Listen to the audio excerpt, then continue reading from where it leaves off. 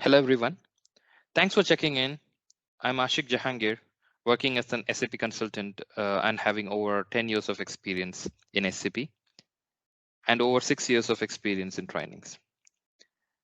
The main reason for this video is because of the rising number of questions every day by every student. So I want to break down some of the most frequently asked questions by the students. Questions like, how do I start my career in SAP? Which module to choose? Questions like, how much salary will I get if I get into SAP? Which is the most trending module in SAP? Do I need experience to start my career in SAP? Is SAP certification a mandatory one to get a job? I have an IT experience, but new to SAP. Will the hiring company consider my IT experience? What is the future scope of SAP? Is it sustainable? So, if you have one of these questions or all these questions, you got to listen to this particular video from which you'll get more informations, and I will reveal some truth about SAP. Let us go ahead and dive deep into each questions. The first question that we're going to discuss about is which module I can choose to start my career in SAP. So in this video, I have covered 5 different categories in SAP. So in the future videos, let me try to cover defined courses as per your request. But first, we'll get into SAP ABAP and SAP HANA. So if you're doing some research for some time regarding SAP, you should have heard about these two terminologies called ABAP and HANA. To be precise, ABAP is the only programming language in SAP. So for IT professionals who are currently working in the coding domain, this would be the best module if you are planning to switch to SAP. Now coming back to these students, from the student's perspective, anyone from a computer science background who would love to code can choose SAP ABAP and SAP HANA. The second category of what happens if I don't like to code. So don't worry, you have other better options coming in. So with a non-computer science background, you can still learn ABAP or HANA because no one is going to stop you or going to ask you questions of why you have learned ABAP or HANA with a different degree and qualification in your hand. So in SAP, there is no such things. Your passion matters. If you have a good passion to code, obviously you can go ahead and take ABAP or HANA as your career. So when I mention technical people, whoever has got computer science added in your course or categorized under technical people. So students from engineering, IT, CS and software engineering, ECE, and bachelor's of science from computer science, IT can definitely take this particular course. The second most important categorization is SAP SD, SAP MM, and SAP PP. SAP SD stands for sales and distribution, MM stands for material and management, PP stands for production planning. The first preference for any non-IT student, I mean non-IT who are basically from the mechanical background, civil background, and EEE background, can take this particular course as their first preference. So you guys can still go with ABAP or HANA, but I would always recommend this is more easy and you can always stick to this course as a part of your career. I was talking about the IT students who doesn't like to code. So for you guys, this is the exact module. And I would say like one of the options for you. So in the further slides, you'll have more options to be revealed. And the same thing goes with the IT professionals who wants to go in a non-coding platform, they can choose this particular course to start up. So going forward, SAP FICO, S4 Central Finance, S4 Simple Finance, these modules are very, very trendy for the finance students who are basically from the commerce background or MBA finance or MCOM, chartered accountants who wants to start their career in SAP. This would be the best choice for you guys. A strong recommendation for the IT students. So please never ever step into these modules because it needs lots of fundamentals of finance. And students from mechanical, civil, triple E, and even ECE must stay away from this course. As I told you, this needs lots of finance background. And for finance professionals who wants to make SAP as your career, like you might be a chartered accountant, or you might be a cashier, or whatever may be your professional, which is very much similar to finance, you can choose this course. And for IT professionals, yeah, going directly to finance related modules is not recommended. But you always have an option to choose something else, what we have seen before and you're going to see after this. The fourth main category or segmentation that I've taken for today is SAP, human resource, human capital management, or success factors. So the first preference for these modules or the MBA students of any specializations. And yeah, IT students can take this, but again, you can stay away from this course because these courses are specifically for the HRs, HR modules, or any MBA specific categories, as you have lots of other courses to apply for. Students from mechanical, civil, triple E, ECE can learn this course, but not as a first preference, because when you learn HR as a part of your MBA course, yeah, that for them it will be very, very easy. But for you, you have to learn all the processes from beginning, and you have to take this course up. And for professionals, HRs, like say people working in IT companies, but not in SAP as a HR. So this would be the most recommended course for you. I would say the perfect course for you. And other IT professionals, as I told you, got other courses to reveal. Until there is a specific requirement in a company, yeah, there is no need to learn SAP HR or HCM or success factors in your career. And final segmentation would be SAP S4 Simple Logistics. Guys, I want to pass a bit and give a brief intro about this particular course. This is the latest and trending module in SAP. Learning this definitely would give you an edge over other candidates. So the first preference for a non-IT student is this course. And for the IT students who dislikes coding, this is the best course for you. And for IT professionals who want to make SAP as your career, this will be the best course. So I mean to say IT professionals who are working in coding platform right now, but they don't like coding, they want to come into SAP, reveal something new, and this is the course for you. As I told you, always remember, this course called Simple Logistics is highly trending in the market now, and it's latest module in SAP. So with that, we have come to a conclusion on what to start, where to start my career path in SAP, which modules to choose. So just understand, repeat this recording again and see where you fit. And if you have more questions, reach out to the contact available in the description. So now let us move on to the next category. The next most important question that has been asked is, how much salary will I get if I get into SAP? So this is the most most frequent question that has been put forth. I would say this question is always nice because we are all working for a pay, and if that pay is good enough, and we are going to stick with that domain for a long time.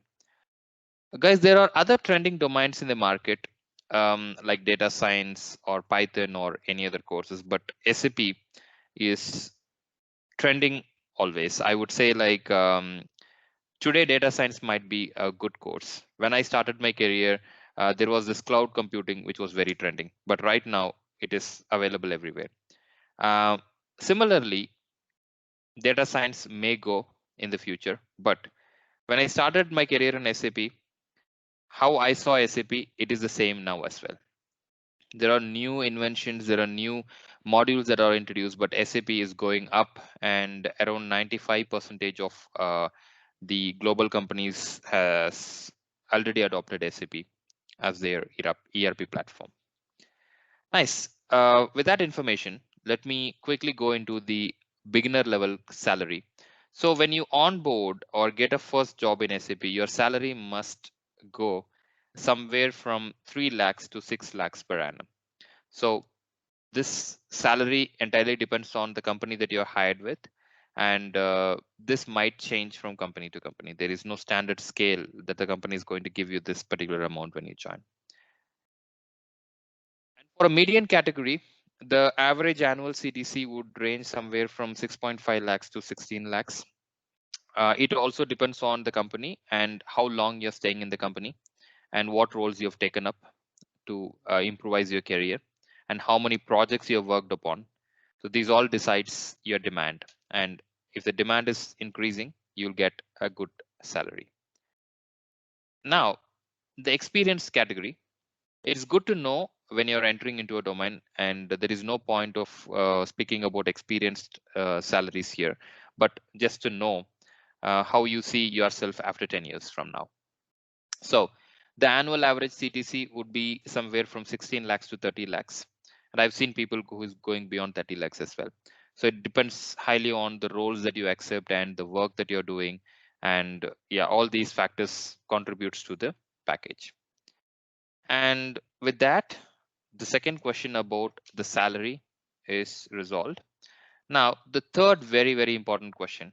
So most of the people will stick to this question like, I don't know anything. This is my background. I had a lack of 3 years. I did a business after my graduation. How do I go ahead and choose a module for me? I forgot everything, whatever I have learned. All these scenarios. This is the answer for you guys. So I've categorized this as trending modules and neutral modules. So trending modules are trending based on the reports that we got from 2019 to 2021. So with that, if you see the first trending module in SAP is S4HANA Simple Logistics and S4HANA Central Finance, S4HANA Simple Finance. As you know, Central Finance and Simple Finance, I've already said it's not for a normal non-finance people, but Simple Logistics can be learned by a technical person and a non-technical person as well. As I told you, ABAP is strictly the first preference is for the IT professionals and the computer science background students who has got a willingness to code. And SAP HANA is very similar to SAP ABAP. The same thing is goes with ABAP as well. Now, SAP Human Capital Management, as I told you, this is good for HRs and supply chain management. It is an open module where anyone can go ahead and take it. And master data governance is very similar to that. This is, I would say, master data governance or MDG as a hybrid course, which you can always choose. After learning or after onboarding into SAP, if you need a second course to learn, you can choose MDG as your career. For example, I've started my career as an ABAP consultant, and now I'm good enough to deal with 12 different modules, starting from SD, MM, PP, but I never know when I started with ABAP. So these are something that I want to tell you. This might give you good enough confidence to move forward.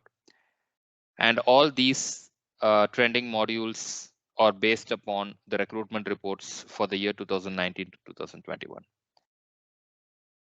The second most good category that we are going to discuss about is the neutral modules. The neutral modules is usually from the start of the SAP till now. These modules, the requirement for these modules are in a neutral level. So SAP sales and distribution, SAP material management, SAP production planning, all these three modules can be merged and is available as S4 Simple Logistics. So by learning Simple Logistics, it means you're learning all these three modules. And the next module is SAP Warehouse Management, which anyone can learn.